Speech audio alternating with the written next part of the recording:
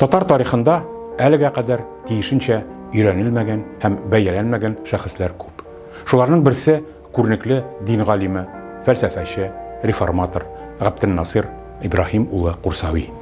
Габделнасир Курсави 1771-76 еллар аралыгында Татарстанның хәзерге Арча районы Югары Курса авылында туа. Башта хәзерге Кукмара районы данлыклы Мәшкәрә авылы мәдрәсәсендә, аннары төрки халыкларының дини гыйлем учагы саналган Бухара мәдрәсәсендә белем туплый. Курсави Бухарадан әйләнеп кайткач, туган авылы мәчетендә имам-хатиб һәм мәдрәсә җитәкчесе була. Хатынының туганнары Сәүдәгәр Үтәмешевләр аңа яңа мәдрәсә бинасы төзеп бирә. Галим халыкны укырга чакыра башлый. Үз акылың белән тикшереп, эзләп тапта, шуның белән гамәл ит, ди ул. Дингә реформа ясау кирәклеген дә яклап, мәдрәсәдә алгебра, математика, геометрия, тарих фәннәрендә укыта башлый. Курсави беренчеләрдән булып иҗтиһад темасына, ягъни дини сорауларга бүгенге заман таләпләрен истә тотып җавап эзләүгә керешә. Ул Коръәнне һәм Мөхәммәд пайгамбәрнең сүзен, ягъни хадисләрен өйрәнергә чакыра. Аның фикеренчә, диннең нигезен өйрәнмәү аркасында мөселман җәмгыяте артта кала. Курсави җәмгыятьне төзәтүнең юлын күрсәтә. Ул да булса Коръән һәм Сөннәт нигезләренә кайту. Ул заманының караңгы дин әһелләрен, исламның асылын аңламаган шикле дини юнәлешләрне тәнкыйть итә. Ясалма диндарлыкны, читтән тыш аскетизмга бирелүне гаепли. Үзенең Әл-Иршад лил-Гибад, Аллаһ куллары өчен насихат дип аталган иң атаклы хезмәтендә Курсави халыкны тормышның төрле өлкәләрендә актив катнашырга чакыра. 1807 ел тирәсендә Курсави яңадан Бухарага китә. Биредә ул Аллаһ сыйфатларына кагылышлы илаһият мәсьәләләренә багышланган бәхәсләрдә катнаша. 1808 елның апрелендә Курсави исламият мәсьәләләренә карашын ачыклау максаты белән Бухара әмире катнашачак мәҗлескә чакырыла. Мәҗлестә Аллаһ сыйфатларының билгеләнгән санын танымаган теләсә кайсы мөселманны диннән язган дип санарга һәм үлем җәзасына хөкем итәргә дигән карар чыгарыла. Курсавига үлем җәзасы яный. Ул укытучысы киңәше белән Бухарадан китәргә мәҗбүр була. Кире туган авылына әйләнеп кайткач, Курсави яңадан мәгърифәтчелек эшенә тотына.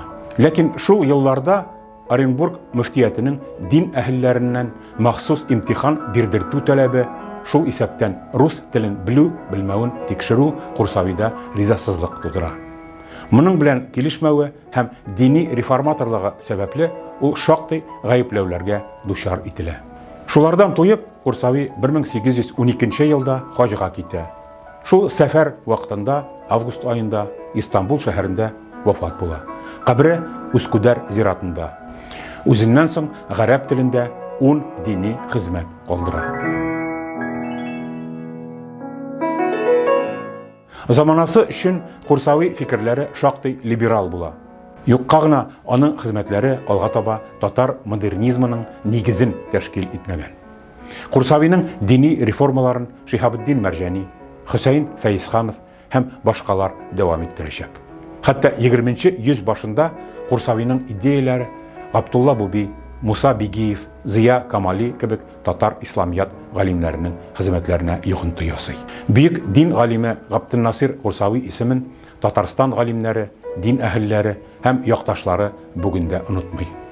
Татарстан Фәннәр академиясының Татар энциклопедиясе һәм төбәкне өйрәнү институты Курсавиның 250 еллыгы уңаеннан Казанда һәм туган авылы Курсада фәнни конференцияләр, Курсави укулары оештырды. 2016 елда Арча районы Югары Курса авылында галимгә багышланган мемориаль һәйкәл ачылды. Авылдагы чишмә төзекләндерелеп, аңа Курсави исеме бирелде. Әйтеп үтәргә кирәк, бүгенге көндә тарихи шәхесләребезнең истәлеген саклауда иганәчеләрнең әһәмияте бик зур. Татарстан Республикасы Дәүләт Советы депутаты, Россия Федерациясының атказанган элемтә хезмәткәре, зак еллар Тат-Телеком акционерлык җәмгыятен җитәкләгән иганәче Лотфулла Нурислам улы Шафигуллин нәкъ менә шундыйлардан. Үзенең әлеге юнәлештәге эшчәнлеген ул күпләр бу олуг шәхесләребез турында берни дә белми иде. Аларга бәйле тарихи истәлекләрне торгызу, нәкъ менә шушы бушлыкны тутыру, халыкның берникадәр булса да күзен ачу теләгеннән башкарылган гамәл дип билгеләп үтте. Курсавидан тыш Габдулла Тукай, Шиһабетдин Мәрҗани, Туфан Миңнуллин һәм башка бик күп олуг шәхесләребезнең истәлекле урыннары, мемориаль музейлары Лотфулла Шафигуллин ярдәме белән торгызылды.